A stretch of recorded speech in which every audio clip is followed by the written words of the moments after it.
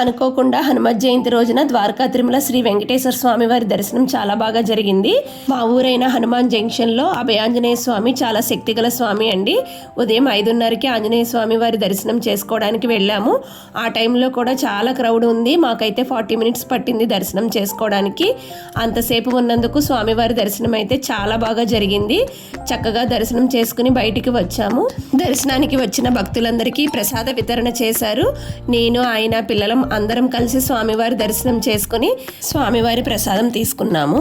Around 6:30కి అలా మా family అంతా కలిసి కారులో ద్వారకా తిరుమల స్వామివారి దర్శనానికి స్టార్ట్ అయ్యాము. ద్వారకా తిరుమల ఎన్నిసార్లు వెళ్ళినా ఎప్పుడూ ఏదో ఒక కొత్త చేంజ్ అయితే కనిపిస్తూ ఉంటుంది. ఇప్పుడు వెళ్ళే ఈ ముఖద్వారం కొత్తగా ఓపెన్ అయిందండి. ఈ ద్వారానికి ఎన్నో అవతారాలు ఉన్న దేవుళ్ళ బొమ్మలు అయితే చేసి పెట్టారు. ఈ జగన్మోహిని విగ్రహం చాలా కొత్తగా అనిపించింది. అందుకే ఒక పిక్ కూడా తీసాము. అలాగే శ్రీ రామకృష్ణ స్వామి విగ్రహం కూడా ఉంది. మా ఆయన పేరు రామకృష్ణ, అందుకని నేను ఆయన ఒక పిక్ తీసుకున్నాము. ఇంకా సెల్ కౌంటర్లో పెట్టేసి స్వామివారి దర్శనానికి అయితే వెళ్ళాము. ఎర్లీ మార్నింగ్ కదా, టెంపుల్లో భక్తులు కూడా చాలా కొద్ది మంది ఉన్నారు. సో ఫాస్ట్గా స్వామివారి దర్శనం అయితే చాలా బాగా జరిగింది. ఇప్పుడు ద్వారకా తిరుమలలో స్వామివారిని దర్శించుకోవడానికి 2వ గుమ్మం దాకా తీసుకువెళ్తున్నారు.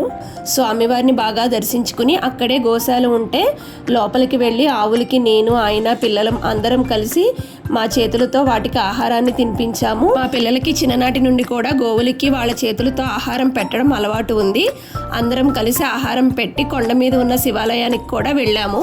దారిలో ఏనుగు ఉంటే దగ్గరికి కూడా వెళ్ళి పిల్లలు నేను అందరం ఏనుగు దగ్గర ఆశీర్వాదం కూడా తీసుకున్నాము. ఆ పక్కనే సండైల్ ఉంటే దగ్గరికి వెళ్ళి టైం కూడా చూసాము. సండైల్ దగ్గరికి వెళ్ళినప్పుడు కరెక్ట్గా 8 hours 4 minutes అయింది. సండైల్లో కూడా ఎగ్జాక్ట్గా అంతే చూపించింది. జూమ్ చేసి పిక్ కూడా తీసాను చూడండి. ఇంకా అక్కడ నుండి బయలుదేరి శివాలయానికి కూడా వెళ్ళాము. ఈ శివాలయానికి ముందర గాలిగోపురం కొత్తగా నిర్మించారు. ఆ ప్లేస్ అంతా కూడా చూసి శివుని దర్శనం అయితే చేసుకుని రిటర్న్ స్టార్ట్ అయ్యాము. దారిలో కుంకుళ్ళమ్మ గుడి ఉంది, అక్కడ కూడా అమ్మవారిని దర్శనం చేసుకుని వచ్చాము. స్వామివారి దర్శనం చేసుకున్న వాళ్ళు ఎవరైనా సరే ఈ కుంకుళ్ళమ్మ గుడి దగ్గరికి వచ్చి అమ్మవారిని కూడా దర్శించుకుంటారు. ఎర్లీ మార్నింగ్ లేచి టెంపుల్ కి స్టార్ట్ అయ్యాం కదా, పిల్లలు ఆకలి అన్నారు. ఏలూరు హాయ్ హోటల్లో టిఫిన్ అంటే మా ఇంట్లో అందరికీ చాలా ఇష్టం. హోటల్ కి మా మరిది పిల్లల్ని మా మేనల్ని కూడా రమ్మన్నాము. అందరం కబుర్లు చెప్పుకుంటూ టిఫిన్ చేసి రిటర్న్ అయితే స్టార్ట్ అయ్యాము. అక్కడి నుంచి రాగానే ఆర్యవైశ్య సంఘం తరపున మజ్జిగ పంపిణీ జరుగుతుంది. ఆయన పిల్లలు అక్కడికి వెళ్ళి కాసేపు ఉండి వచ్చారు. మా ఊరిలో పెరికీడు వంతెన దగ్గర ఆంజనేయ స్వామి టెంపుల్ ఉంది.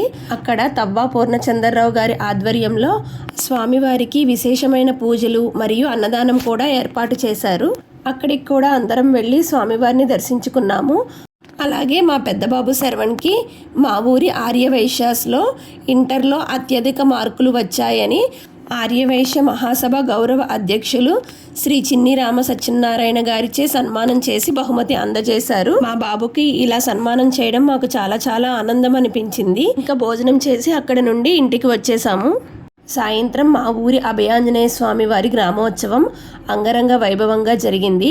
శ్రీ అభయాంజనేయ స్వామి వారి ఆశీస్సులు మీ అందరికీ, మీతో పాటు మాకు ఉండాలని మనస్ఫూర్తిగా కోరుకుంటున్నాను. వీడియో మీకు కూడా నచ్చినట్టయితే please like, share and subscribe my channel friends.